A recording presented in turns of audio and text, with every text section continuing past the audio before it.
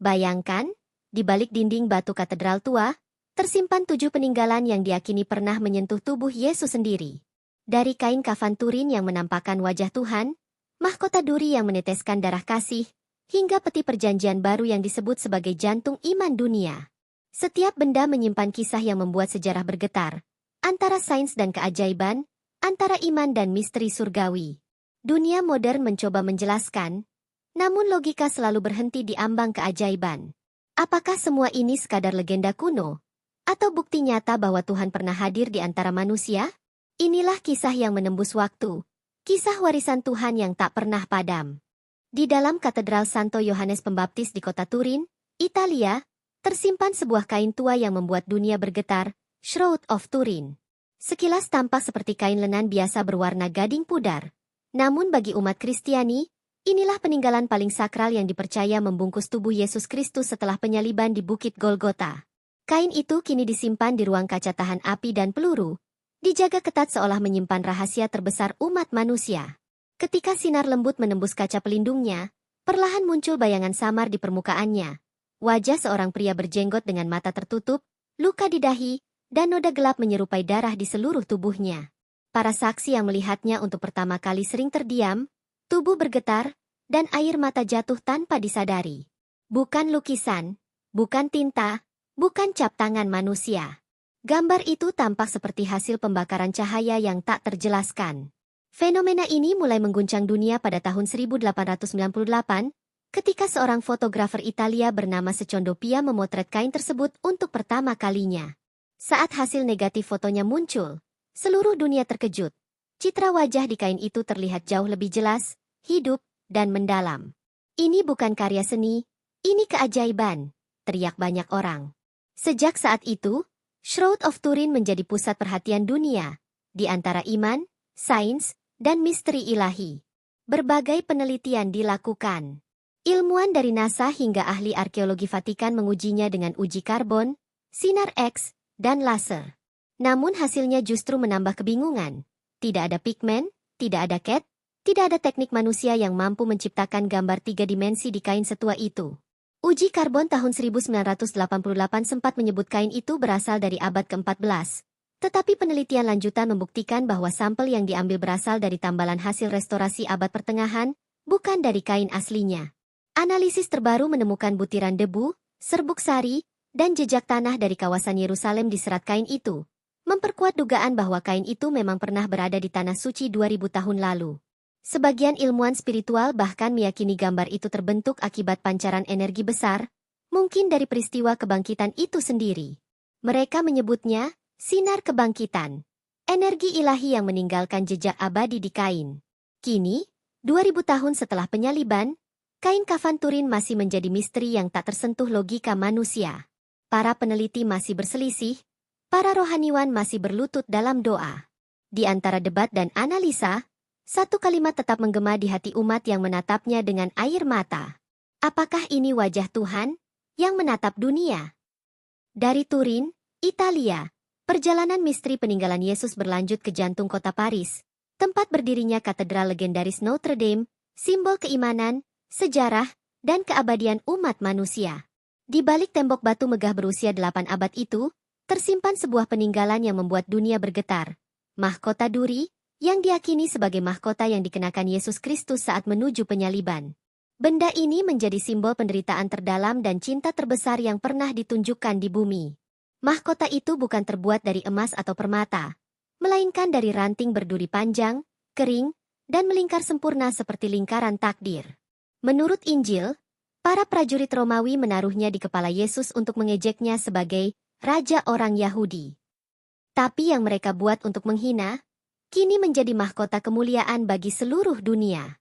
Setiap duri di dalamnya diyakini pernah menembus kulit kepala sang penyelamat, mengalirkan darah suci yang kini abadi dalam sejarah manusia. Selama berabad-abad, mahkota ini berpindah tangan dari satu kerajaan ke kerajaan lain. Pada abad ke-13, Raja Louis IX dari Prancis membelinya dari Kaisar Latin Konstantinopel dengan harga yang tak ternilai. Ia kemudian membangun Sainte-Chapelle, kapel kaca megah di tengah Paris, hanya untuk menyimpan mahkota itu dengan hormat surgawi. Namun seiring waktu dan perang, peninggalan itu akhirnya dipindahkan ke Notre Dame, tempat ia disimpan hingga kini, di balik kaca tebal dan penjagaan ketat. Ratusan tahun kemudian, tepat pada malam 15 April 2019, dunia menyaksikan adegan yang seperti diambil langsung dari kitab suci. Katedral Notre Dame dilalap api besar, kobaran merah menjilat menara, runtuhannya mengguncang langit Paris. Orang-orang berteriak, berlinang air mata, menyaksikan simbol iman mereka dilalap api.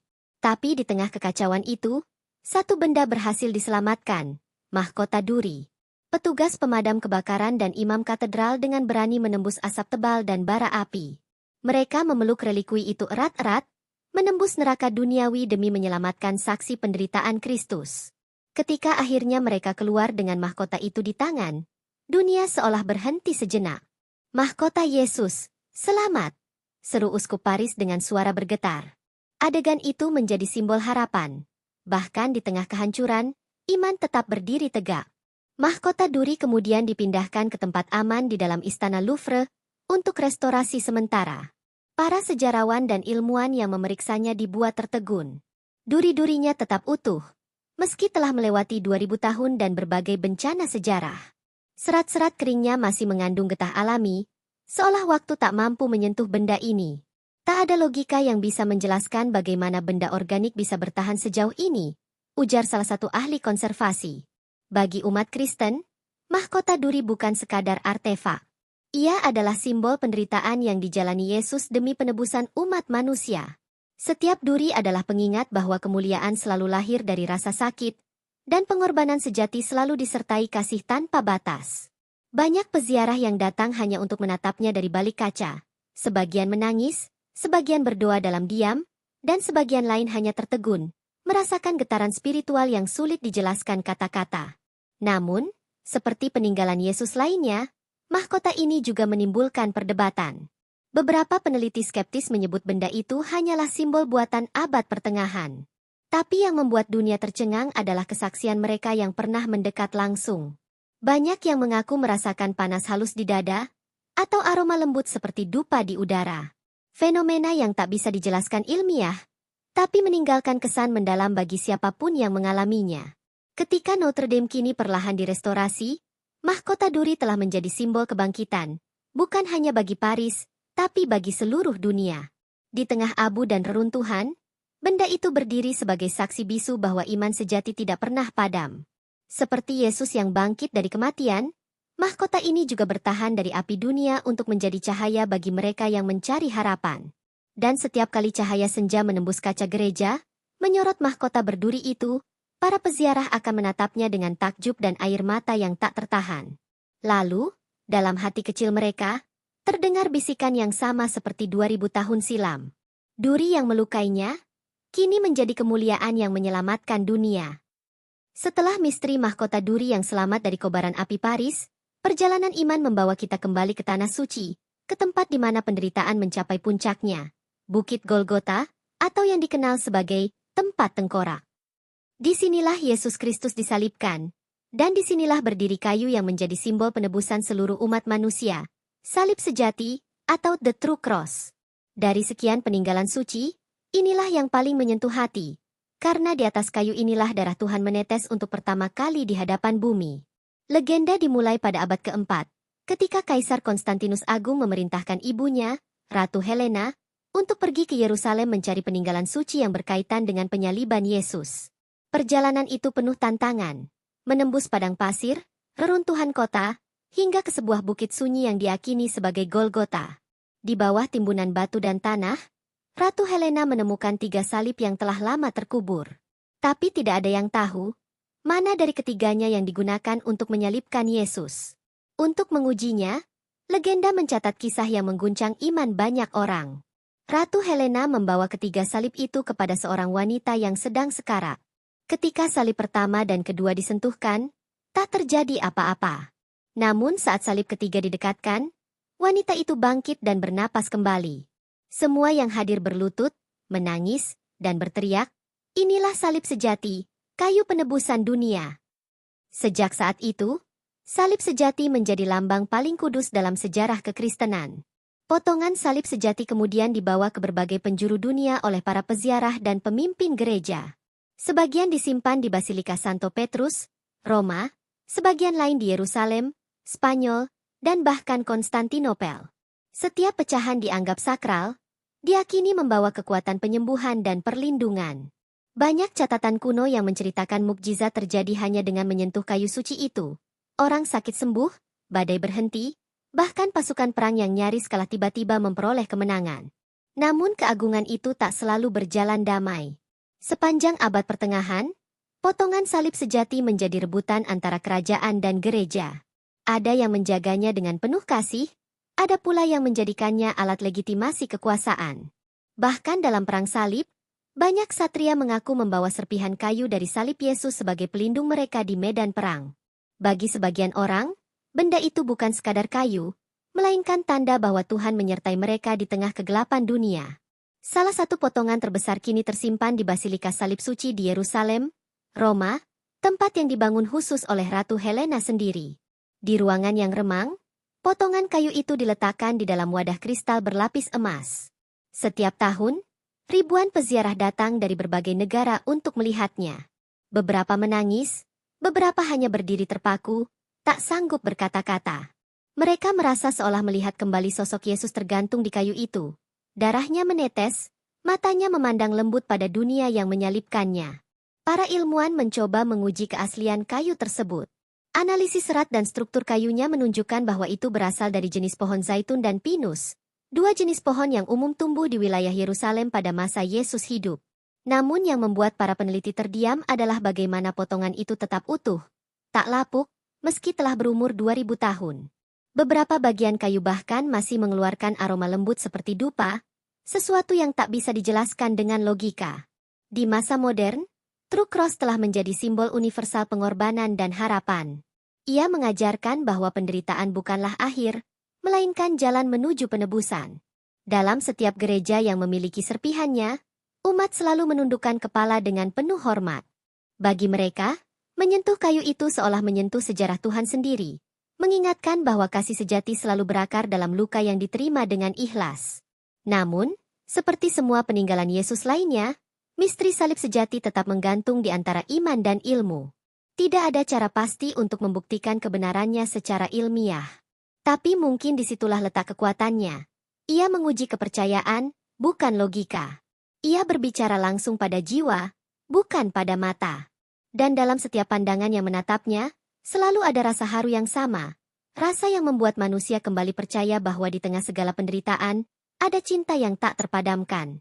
Ketika lonceng katedral berdentang di Roma, gema itu seolah memanggil jiwa-jiwa dari segala zaman untuk mengingat satu hal.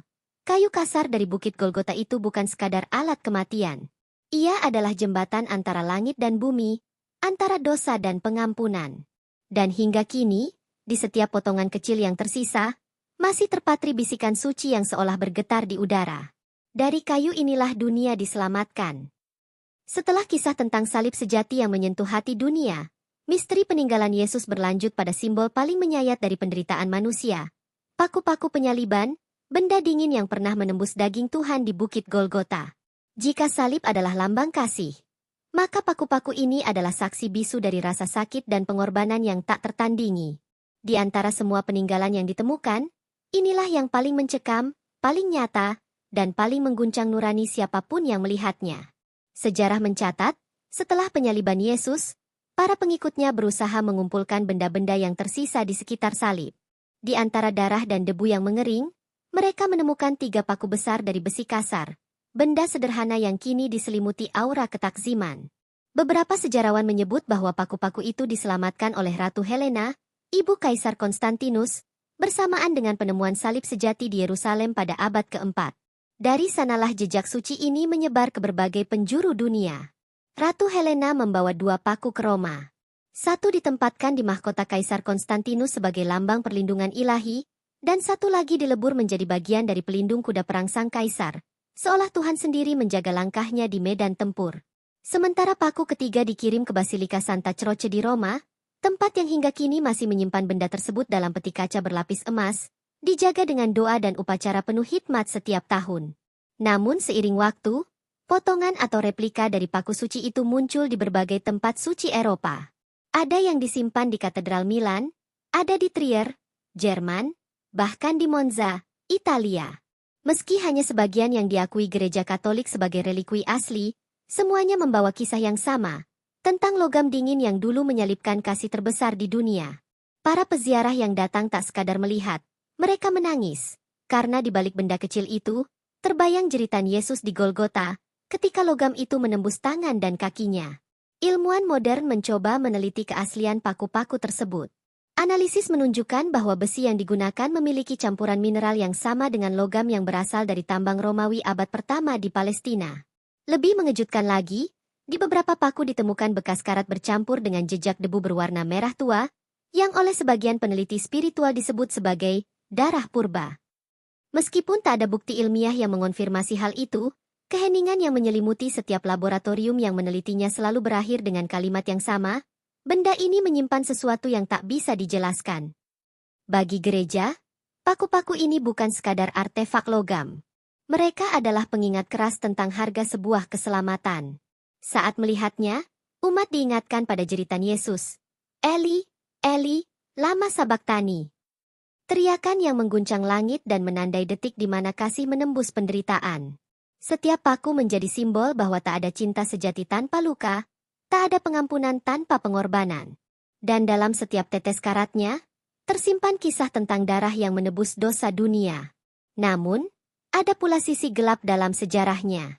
Di masa kekuasaan gereja abad pertengahan, paku-paku suci ini pernah menjadi rebutan politik. Para penguasa menganggapnya sebagai jimat kekuatan ilahi. Ada kisah tragis tentang seorang raja yang mencuri salah satu paku dari biara dan meninggal secara misterius tak lama setelahnya. Sejak itu, gereja memutuskan untuk menyimpan semua peninggalan asli di bawah penjagaan rohani yang ketat, jauh dari tangan manusia yang serakah. Peziarah yang datang ke basilika tempat paku itu disimpan seringkali melaporkan perasaan aneh. Udara menjadi berat, suasana berubah hening, dan seolah waktu berhenti ketika mereka berdiri di depannya. Seorang biarawan pernah menulis dalam catatannya, "Aku menatap paku itu, dan rasanya seperti Yesus sedang menatapku kembali, bukan dengan amarah, tapi dengan kasih yang menembus luka." Kalimat itu menjadi refleksi dari bagaimana benda kecil itu mampu mengguncang hati yang keras sekalipun. Kini, paku-paku penyaliban diselimuti kaca dan doa, namun kisahnya tetap hidup di setiap hati yang percaya. Setiap tahun, pada Jumat Agung, Gereja Katolik menundukkan kepala di hadapan simbol ini, mengingat penderitaan di Bukit Golgota. Dan setiap kali lonceng berdentang di malam Paskah, gema itu terasa seperti suara logam yang dulu menembus tangan Yesus. Tapi kali ini bukan untuk menyakitinya, melainkan untuk mengingatkan bahwa dari luka itu lahirlah keselamatan. Maka ketika seseorang menatap paku-paku itu, bukan hanya logam yang mereka lihat, melainkan perjalanan antara bumi dan surga, antara dosa dan pengampunan. Mereka menyadari, di balik dinginnya besi, ada cinta yang lebih panas dari api neraka, dan dari rasa sakit itulah lahir kehidupan baru bagi dunia. Dan di tengah hening gereja yang diterangi lilin, terdengar bisikan lembut, seolah dari masa lalu. Paku ini tak sekadar menusuk daging, tapi menancapkan cinta Tuhan ke hati manusia. Setelah cawan suci yang menjadi lambang kasih dan pengorbanan, kini kita tiba pada peninggalan yang menandai puncak penderitaan Kristus. Salib sejati, kayu yang diyakini sebagai tempat tubuh Yesus disalibkan di Bukit Golgota. Tak ada simbol yang lebih mengguncang hati umat manusia daripada bentuk dua batang kayu yang saling bersilangan ini. Ia bukan sekadar artefak, tapi saksi bisu ketika langit gelap, bumi bergetar, dan darah Tuhan menetes di tanah kering Yerusalem 2000 tahun lalu. Kisah penemuan salib sejati bermula dari sosok wanita yang tak kalah luar biasa. Ratu Helena, ibu Kaisar Konstantinus Agung. Pada tahun 326 M, didorong oleh mimpi dan wahyu surgawi, ia berangkat ke Tanah Suci untuk mencari alat penyaliban Yesus. Di bawah reruntuhan kuil Romawi, para pekerja menggali dengan tangan penuh iman. Dan di tengah debu dan batu, mereka menemukan 3 salib. Tapi bagaimana memastikan yang mana milik sang juru selamat? Legenda mengatakan, Ratu Helena membawa ketiga salib itu kepada seorang wanita sakit keras. 2 salib pertama tak memberi perubahan. Tapi ketika tubuhnya menyentuh salib ketiga, wanita itu seketika sembuh dan berdiri tegak, sambil menangis, "Ini salib Tuhan kita." Sejak saat itu, kayu itu disebut Vera Crux, salib sejati. Helena lalu membagi kayu itu menjadi beberapa bagian. Sebagian disimpan di Yerusalem, sebagian dibawa ke Roma, dan sebagian dikirim ke berbagai tempat suci di dunia sebagai berkat bagi umat. Selama berabad-abad, potongan kayu Golgota ini menjadi benda paling dicari di dunia Kristen. Kaisar, paus, dan raja berlomba untuk memilikinya. Di Roma, relik asli disimpan di Basilika Santa Croce in Gerusalemme, tempat yang dibangun khusus oleh Ratu Helena sendiri. Di dalam ruang relik yang sunyi dan remang, kayu tua berwarna coklat tua itu disimpan dalam wadah kristal, dikelilingi dupa dan doa yang tak pernah berhenti. Setiap tetes aroma kemenyan seolah membawa peziarah kembali ke detik paling kelam di sejarah manusia, saat kasih dan penderitaan berpadu menjadi satu. Namun, perjalanan salib sejati tak selalu damai. Di masa perang salib dan invasi, banyak potongan relik dicuri, dijual, bahkan dipalsukan. Para pedagang suci memperdagangkan potongan kayu salib, seolah itu emas surgawi. Seorang penulis Prancis abad ke-12 pernah menyindir, jika semua potongan salib sejati dikumpulkan, mungkin cukup untuk membangun kapal besar. Tapi meski dunia mempermainkan bentuknya, maknanya tetap tak tersentuh. Salib bukan tentang kayunya, tapi tentang darah yang menempel di atasnya. Ilmu pengetahuan mencoba membuktikan keasliannya. Analisis mikroskopis pada beberapa potongan menunjukkan kayu itu berasal dari pohon Pinus halepensis, jenis yang umum tumbuh di sekitar Yerusalem pada abad pertama. Serbuk tanah yang menempel di permukaannya juga cocok dengan area Golgota. Namun sekali lagi, bukti ilmiah hanyalah bayangan di hadapan cahaya iman. Karena bagi jutaan umat, setiap kali mereka menatap kayu itu, mereka tak melihat potongan sejarah. Mereka melihat pengorbanan yang menyelamatkan dunia. Peziarah dari berbagai negara datang dengan air mata, berlutut di depan kaca pelindung yang menyimpan potongan salib sejati. Banyak yang mengaku merasakan kehangatan aneh saat berdoa di sana, seolah kayu itu masih menyimpan kehidupan. Seorang suster di Roma pernah menulis dalam jurnalnya, "Aku menyentuh kaca itu, dan entah mengapa, dadaku terasa bergetar. Seolah kayu itu masih berdetak." Kata-kata itu menyebar seperti doa yang menembus waktu. Gereja-gereja besar di dunia juga menyimpan fragmen dari salib sejati. Di Notre Dame, Paris, di biara Santo Toribio de Liebana, Spanyol, hingga di Yerusalem sendiri. Setiap tempat memiliki kisah mukjizatnya sendiri, dari kesembuhan mendadak hingga keheningan batin yang mengubah hidup para peziarah. Dan setiap tahun, pada hari Jumat Agung, kayu itu diangkat tinggi dalam liturgi suci. Ketika imam berkata, "Inilah kayu salib tempat Tuhan kita disalibkan," ribuan orang menjawab serentak, "Marilah kita menyembahnya." Kini, 2000 tahun telah berlalu, dan dunia telah berubah. Namun salib sejati tetap berdiri tegak dalam keabadian. Ia bukan hanya lambang penderitaan, tetapi juga kemenangan, dari kematian menuju kebangkitan. Dari kayu yang dulu digunakan untuk menghukum, kini menjadi simbol penyelamatan. Tak heran bila banyak yang percaya, setiap potongan kecil dari kayu Golgota masih berdenyut dengan kasih yang sama seperti hari ketika darah Kristus menetes di atasnya. Dan di malam yang tenang, ketika lilin di altar mulai padam, kayu itu tampak berkilau samar di balik kaca suci. Seolah bumi dan surga bertemu di sana. Dalam keheningan yang sakral, terdengar gema dari masa silam, bergetar di antara batu-batu katedral. Dari kayu ini, cinta Tuhan memeluk dunia. Setelah kisah tentang salib sejati, peninggalan berikutnya membawa kita lebih dalam ke momen paling tragis dalam sejarah manusia, ketika sebuah tombak menembus sisi tubuh Yesus disalib.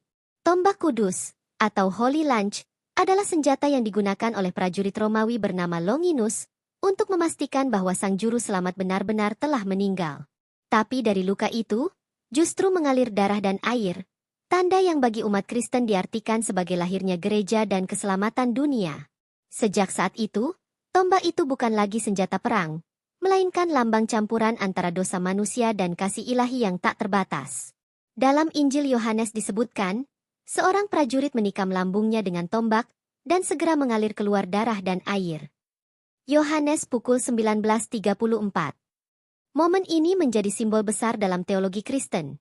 Darah melambangkan pengorbanan, air melambangkan pembaptisan dan kehidupan baru.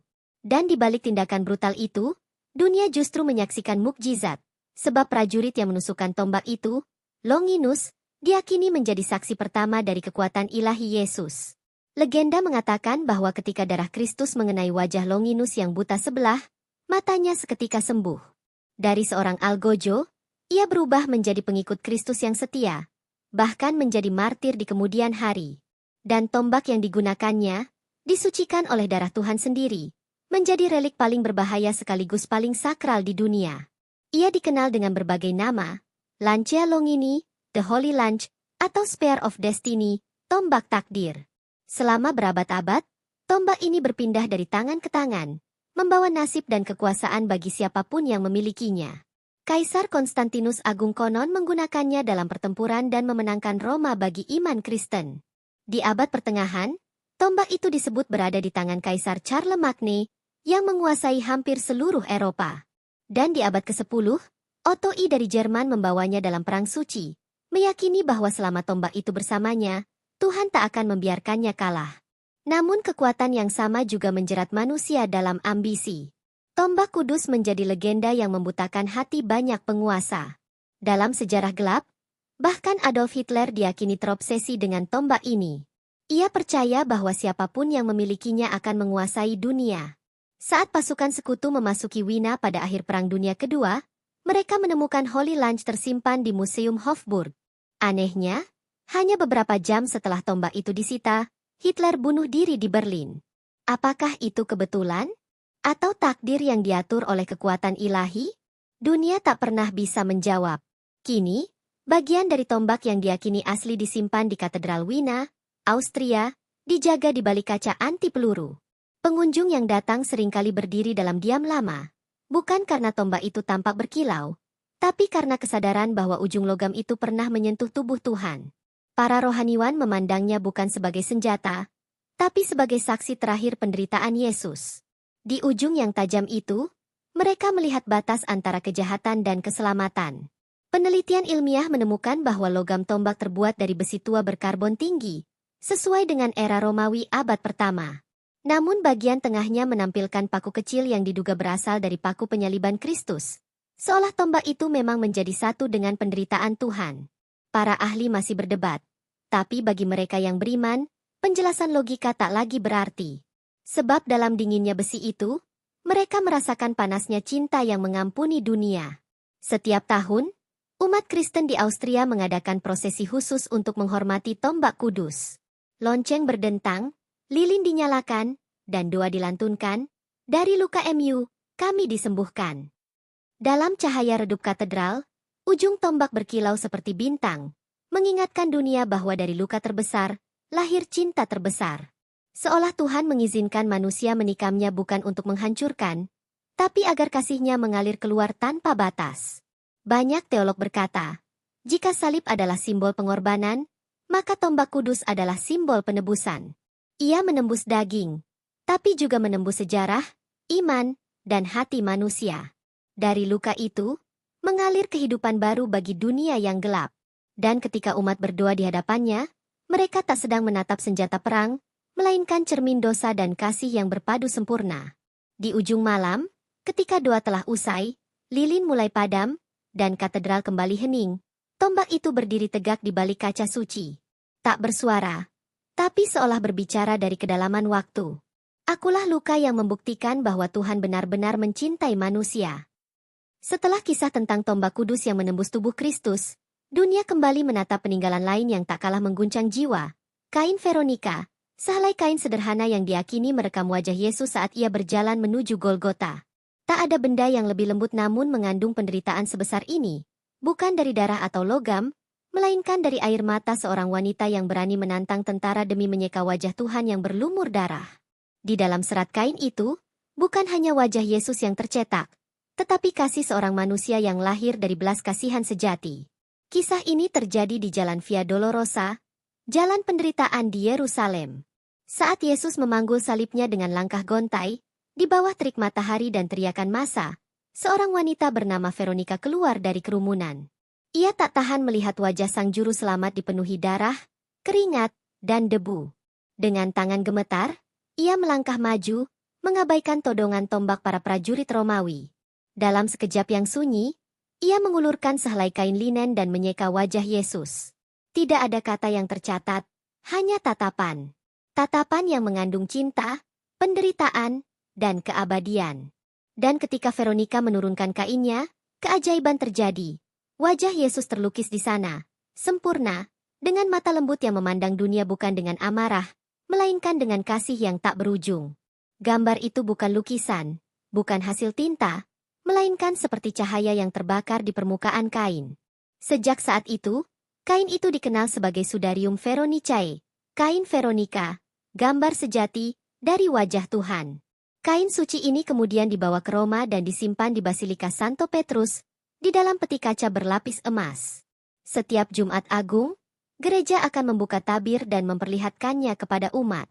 Ribuan orang berlutut, menangis, dan berdoa, berharap dapat menatap wajah yang sama yang menatap mereka dari salib 2000 tahun lalu. Namun yang terlihat kini hanyalah bayangan samar, seolah wajah Yesus perlahan menghilang, seakan ia ingin berkata, "Aku tak lagi di kain ini, aku ada di hatimu." Berbagai penelitian mencoba mengungkap misterinya. Ahli tekstil menemukan bahwa kain itu berasal dari linen Mesir kuno abad pertama, sama seperti bahan Shroud of Turin. Ilmuwan pencitraan digital yang meneliti pola bayangan di kain itu menemukan kesamaan posisi wajah dengan kain kafan Turin. Seakan keduanya menggambarkan sosok yang sama, dalam dua momen berbeda, satu saat hidup, satu setelah wafat. Apakah keduanya terhubung? Apakah Tuhan sengaja meninggalkan dua potret untuk membimbing iman manusia? Dunia hanya bisa menebak. Namun bagi gereja, kain Veronica bukanlah teka-teki, melainkan tanda belas kasih. Veronica, nama yang berarti gambar sejati, menjadi simbol bagi siapapun yang berani berhenti di tengah hiruk-pikuk dunia untuk menolong yang menderita. Ia bukan rasul, bukan nabi, bukan orang suci pada awalnya. Ia hanya seorang wanita yang tidak tahan melihat penderitaan. Tapi dari tangannya lahir salah satu peninggalan paling suci di dunia. Dan dari air matanya, lahir gambar Tuhan. Beberapa naskah kuno bahkan menyebutkan bahwa setelah peristiwa itu, Veronica pergi ke Roma dan menunjukkan kain tersebut kepada Kaisar Tiberius, yang saat itu sedang sakit keras. Ketika wajah Yesus diperlihatkan kepadanya, sang kaisar sembuh seketika. Sejak itu, kain Veronica menjadi lambang penyembuhan dan pengampunan. Wajah yang membawa kedamaian bagi siapapun yang menatapnya dengan hati bersih.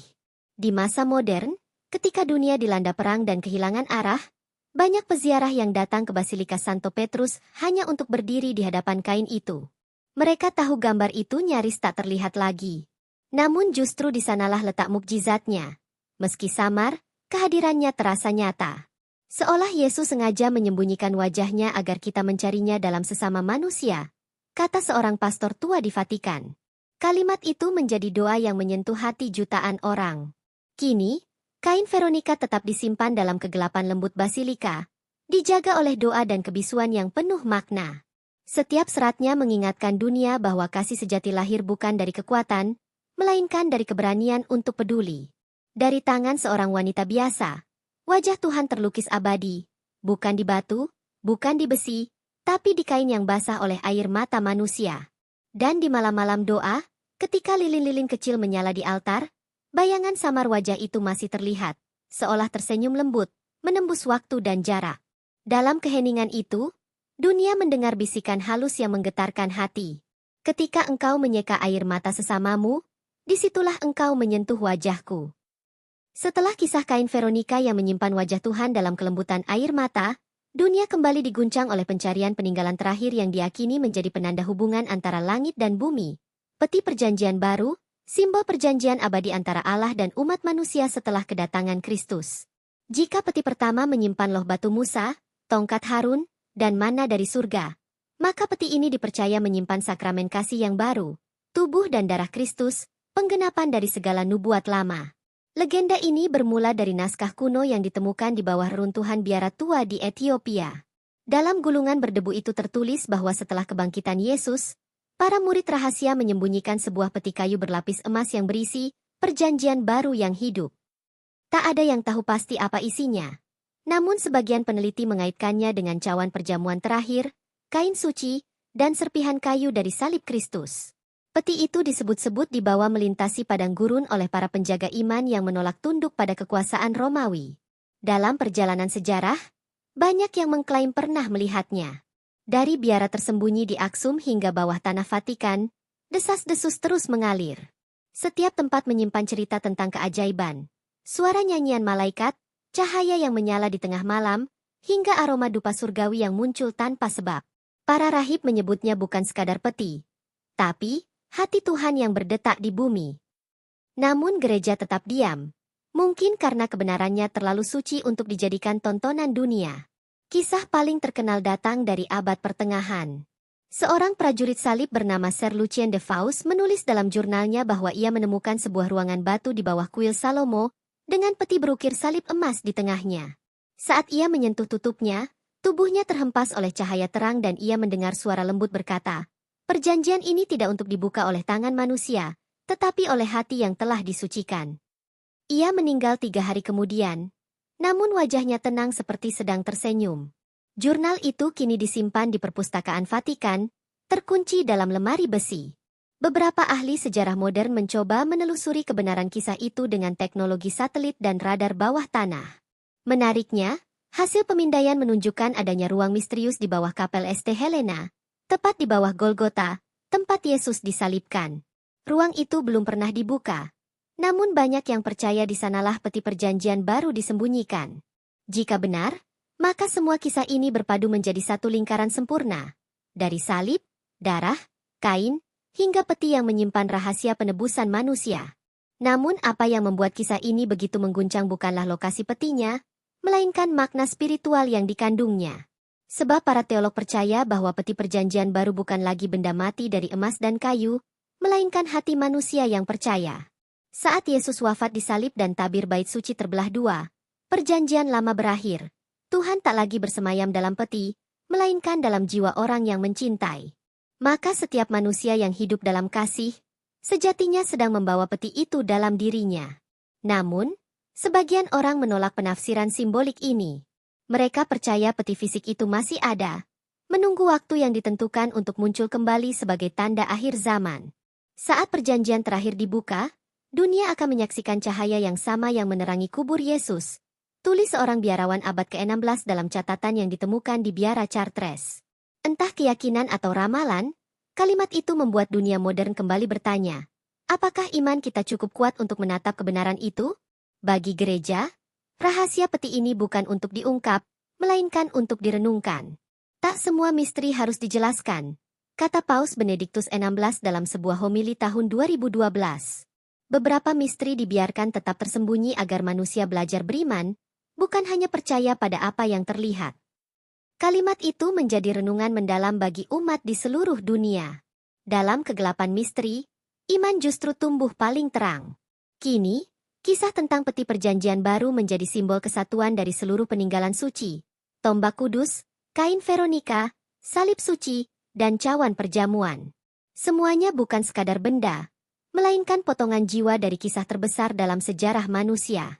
Setiap peninggalan adalah jembatan antara penderitaan dan kasih, antara darah dan pengampunan, antara manusia dan Tuhan. Dan di atas semuanya, peti perjanjian baru berdiri sebagai penutup agung, bukti bahwa perjanjian lama telah digenapi dalam kasih yang kekal. Dan jika benar peti itu masih tersembunyi di bawah tanah suci Yerusalem, mungkin ia menunggu bukan waktu, melainkan iman. Sebab ketika dunia ini kembali berlutut dalam kasih, saat manusia berhenti mencari Tuhan di reruntuhan, mungkin peti itu akan terbuka, bukan dengan kunci, melainkan dengan doa. Dan dari dalamnya, bukan cahaya yang keluar, melainkan kedamaian yang selama ini dicari dunia.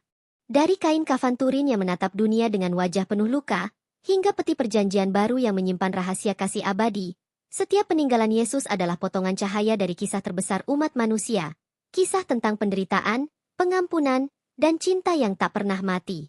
Semua relik suci itu, tersebar di gereja dan katedral dunia, bukan sekadar peninggalan sejarah, melainkan saksi hidup bahwa Tuhan pernah berjalan di bumi, mencintai dalam derita, dan bangkit untuk memberi harapan. Di balik tombak, paku, mahkota, dan kain, tersembunyi pesan abadi, bahwa iman sejati tak pernah membutuhkan bukti, cukup hati yang percaya. Sebab warisan Tuhan bukanlah benda yang bisa disentuh, melainkan kasih yang terus menyala, dari salib, menuju jiwa manusia yang tak pernah berhenti mencari cahayanya.